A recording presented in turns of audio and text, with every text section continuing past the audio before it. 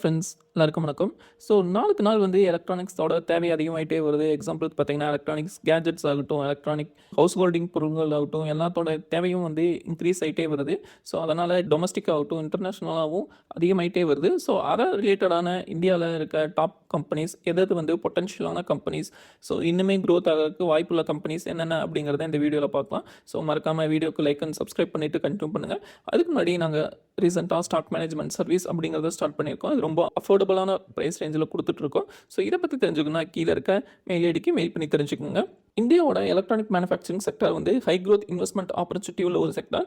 இது வந்து கவர்மெண்ட் வந்து நிறையவே சப்போர்ட் பண்ணிட்டு இருக்காங்க. டொமஸ்டிக் ஆகட்டும், குளோபல் இன்டகிரேஷன் ஆகட்டும், இதை வந்து இம்ப்ரூவ் பண்ணுறதுக்கு நிறையவே ஹெல்ப்பாக இருக்கும்.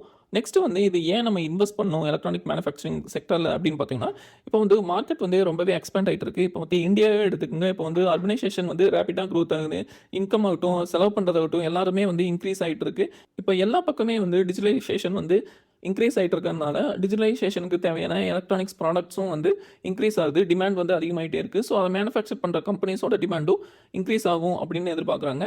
நெக்ஸ்ட் வந்து செக்டார் வந்து 2023 அப்படிங்கும்போது 101 பில்லியனாக இருந்த செக்டாரோட வேல்யூ வந்து 2025-26 எண்டில் வந்து 300 பில்லியனாக இருக்கும் அப்படிங்கிற மாரி எதிர்பார்க்காங்க. இது வந்து கவர்மெண்ட் வந்து நிறையா சப்போர்ட் பண்ணுறாங்க. இப்போ பிஎல்ஐ ஸ்கீம் அப்படின்னு கொண்டு வந்தாங்க. அப்புறம் ஸ்பெக்ஸ் அண்ட் இஎம்எஸ்சி 2.0 அந்த மாதிரி ஸ்கீம்ஸ் எல்லாம் கொண்டு வந்தாங்க. இது வந்து எலக்ட்ரானிக் செக்டரை பூஸ்ட் பண்ணுறதுக்கு ரொம்பவே உதவும் அப்படிங்கிற மாதிரியும் சொல்கிறாங்க. டொமஸ்டிக் மேனுஃபேக்சரிங், அப்புறம் R&D, employment and technological advancements இது எல்லாத்தையுமே வந்து இம்ப்ரூவ் பண்ணுறதுக்கு கவர்மெண்ட் வந்து நிறையவே ஹெல்ப் பண்ணிட்டு இருக்காங்க. ஸோ இது வந்து குளோபல் கம்பெனிஸையும் இந்தியன் கம்பெனிஸோட இன்டகிரேட் பண்ணி ஒர்க் பண்ணுறதுக்கு இது வந்து நிறையவே யூஸ்ஃபுல்லாக இருக்கும் அப்படிங்கிற மாதிரி எதிர்பார்க்குறாங்க. ஸோ இது மூலிமா என்னென்ன கம்பெனிஸ் எல்லாம் பெனிஃபிட் ஆகும் அப்படின்னு பார்க்கலாம். ஃபர்ஸ்ட் எடுத்தவனே ஈபாக் டூரபிள்ஸ். ஸோ இவங்க வந்து எலக்ட்ரானிக் மேனுஃபேக்சரில் ஒரு சிக்னிஃபிகண்ட்டான பிளேஸ் வச்சுருக்காங்க. இதை ஸ்மால் டிக்ஸான் அப்படின்னு சொல்கிறாங்க. ஏன்னா பார்த்தீங்கன்னா இவங்களோட பொட்டன்ஷியலும் அண்ட் க்ரோத்தும் வந்து நல்லாவே ரீசெண்ட் டைம்ஸில் இருந்திருக்கு. இவங்க வந்து consumer durables and electronic appliance manufacture பண்ணுறதுல ஸ்பெஷலைஸ்டாக இருக்காங்க. நெக்ஸ்ட் வந்து மார்க்கெட் கேப் அப்படின்னு பார்க்கும்போது 4600 கோடியாக இருக்குது. ஸ்டாக்கோட பிஇ வந்து இண்டஸ்ட்ரி பிஇ விட அதிகமாக இருக்குது. கரண்ட் ப்ரைஸ் வந்து 488 ரூபா, 151 ரூபா அப்படிங்கிற ப்ரைஸில் வந்து இது ஐபிஓவில் லிஸ்ட் ஆச்சு. கரண்ட்டாக வந்து இந்த ஸ்டாக்கோட ப்ரொமோட்டர் வந்து 48.1% ஹோல்டிங்கும், எஃப்ஐ ப்ளஸ் டிஐ வந்து 10.3% ஹோல்டிங்கும் வச்சிருக்காங்க. இவங்களோட Q1Q சேல்ஸ் வந்து டிக்ரீஸ் ஆயிருக்கு, ப்ராஃபிட்டும் டிக்ரீஸ் ஆயிருக்கு. ரீசன் பார்த்தீங்கன்னா இன்ஃப்ளேஷன், இன்ட்ரெஸ்ட் ரேட் கட்டு இதெல்லாமே வந்து ரீசன் கன்சியூமர் டிமாண்டை வந்து குறைச்சிருக்கு. இதெல்லாம் தான் Q1Q ரிசல்ட்ஸ் வந்து அஃபெக்ட் ஆனதுக்கு ரீசனாக வந்துருக்கு. நெக்ஸ்ட் வந்து அவலான் டெக்னாலஜிஸ். இது வந்து இன்டகிரேட்டட் எலக்ட்ரானிக் மேனுஃபேக்சரிங் சர்வீஸ் பண்ணுற ஒரு கம்பெனி. இவங்க வந்து box build, printed circuit boards assembly, அப்புறம் கேபிள் அசம்பிளி வந்து நிறையா இண்டஸ்ட்ரீஸ் பண்ணி கொடுத்துட்ருக்காங்க. ஆட்டோமேட்டிவ், மெடிக்கல் இண்டஸ்ட்ரீஸ் அந்த மாதிரி இண்டஸ்ட்ரீஸ்க்கு எல்லாமே பண்ணி கொடுத்துட்ருக்காங்க. இவங்களோட மார்க்கெட் கேப் பார்த்தீங்கன்னா 4500 கோடியாக இருக்குது. ஸ்டாக்கோட பி வந்து இண்டஸ்ட்ரி பி விட ரொம்பவே அதிகமாக இருக்குது. புக் வேல்யூன்னு பார்த்தீங்கன்னா 85 ரூபாயில் இருக்குது. இதோட 52 வீக் ஹை வந்து 1074. ஸோ அதுலேருந்து கரெக்ட் ஆகி ஸ்டாக் வந்து இப்போ 690 கிட்ட ட்ரேட் ஆகிட்டு இருக்கு. நெக்ஸ்ட் வந்து ப்ரொமோட்டர் 50.6% ஹோல்டிங்கும், எஃப்ஐ ப்ளஸ் டிஐ வந்து 26.3% ஹோல்டிங்கும் வச்சிருக்காங்க. இவங்களோட Q1Q சேல்ஸ் பார்த்தீங்கன்னா 37.9% இன்க்ரீஸ் ஆயிருக்கு. Q1Q ப்ராஃபிட்ஸும் பார்த்தீங்கன்னா 857% இன்க்ரீஸ் ஆயிருக்கு. ஸோ இதெல்லாமே வந்து கம்பெனி வந்து எலக்ட்ரானிக்ஸ் டிமாண்ட் வந்து அதிகமாக இருக்குது அப்படிங்கிறது தான் காமிக்குது.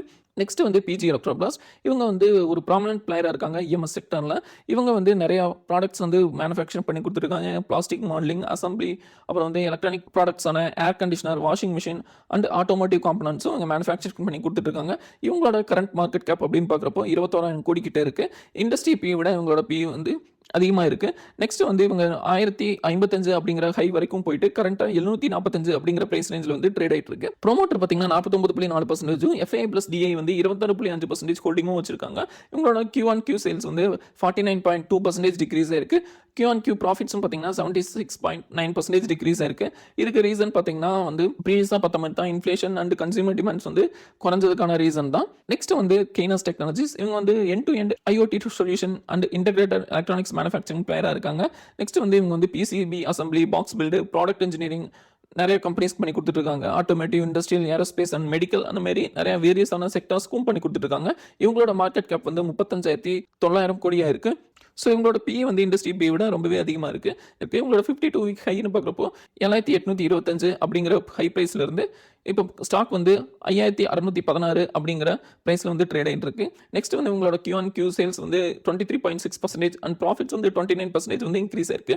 ப்ரொமோட்டர் வந்து 57.8% ஹோல்டிங்கும், எஃப்ஐ ப்ளஸ் டிஐ வந்து 30% ஹோல்டிங்கும் இதில் வச்சிருக்காங்க. நெக்ஸ்ட் ஸ்டாக் வந்து ஆம்பர் என்டர்பிரைசஸ். ஸோ இவங்க வந்து மெயினாக வந்து ரூம் ஏர் கண்டிஷனர் மேனுஃபேக்சர் பண்ணி கொடுத்துட்ருக்காங்க. அதுக்கப்புறம் பார்த்தீங்கன்னா, அவங்க வந்து இந்தியாவிலேயே one of the OEM and ODM இண்டஸ்ட்ரியில் வந்து லீடராக இருக்காங்க. நெக்ஸ்ட் வந்து இவங்களோட ப்ராடக்ட்ஸ்னு பார்த்தீங்கன்னா, ரூம் ஏர் கண்டிஷனர்ஸ், அப்புறம் அதுக்கான காம்போனன்ட்ஸ் அண்ட் ஏர் கண்டிஷனிங், ரெஃப்ரிஜிரேட்டிங் இந்த மாரி ப்ராடக்ட்ஸ் எல்லாமே இவங்க மேனுஃபேக்சரிங் பண்ணி கொடுத்துருக்காங்க. இவங்களோட மார்க்கெட் கேப் பார்த்தீங்கன்னா 23,500 கோடி கிட்ட இருக்கு. ஸ்டாக்கோட பி வந்து இண்டஸ்ட்ரி பீரியட் அதிகமாக இருக்கு. 52 வீக் ஹைன்னு பார்த்தீங்கன்னா 8,177. கரண்ட்டாக வந்து ஸ்டாக் வந்து 6,977 கிட்ட ட்ரேட் ஆகிட்டு இருக்கு. ரீசன்டாக வந்து அவங்களோட ப்ரொமோட்டர் ஹோல்டிங் பார்த்தீங்கன்னா 39.7%, FII + DI வந்து 47.7% ஹோல்டிங் வச்சிருக்காங்க. Q-on-Q சேல்ஸ் பார்த்தீங்கன்னா 26.6% இன்க்ரீஸ் ஆயிருக்கு. ப்ராஃபிட்ஸ் பார்த்தீங்கன்னா 76.8% வந்து இன்க்ரீஸ் ஆயிருக்கு. ஸோ இந்த கம்பெனி வந்து கன்சிஸ்டண்ட்டாக க்ரோ ஆகுது அப்படிங்கிறது வந்து நம்ம Q-on-Q ரிசல்ட்ஸ் பார்க்குறப்பவே தெரியுது. நெக்ஸ்ட் வந்து டிக்சன் டெக்னாலஜிஸ், இது வந்து இந்தியாவிலேயே one of the largest EMS கம்பெனியாக இருக்காங்க. இவங்க வந்து நிறைய ப்ராடக்ட்ஸ் வந்து மேனுஃபேக்சரிங் பண்ணி கொடுத்துருக்காங்க. LED TV, washing machine, lighting products, mobile phones and security systems எல்லாமே வந்து நிறைய கண்ட்ரீஸில் இருக்க டாப் கம்பெனிஸ் கூட இன்டெகிரேட் பண்ணி மேனுஃபேக்சர் பண்ணி கொடுத்துருக்காங்க. இவங்களோட மார்க்கெட் கேப் வந்து 93,634 கோடி இருக்குது. ஸ்டாக்கோட பி வந்து இண்டஸ்ட்ரி விட அதிகமாக இருக்குது. நெக்ஸ்ட் இவங்களோட ப்ரொமோட்டர் ஹோல்டிங் பார்த்தீங்கன்னா 32.4% இருக்குது.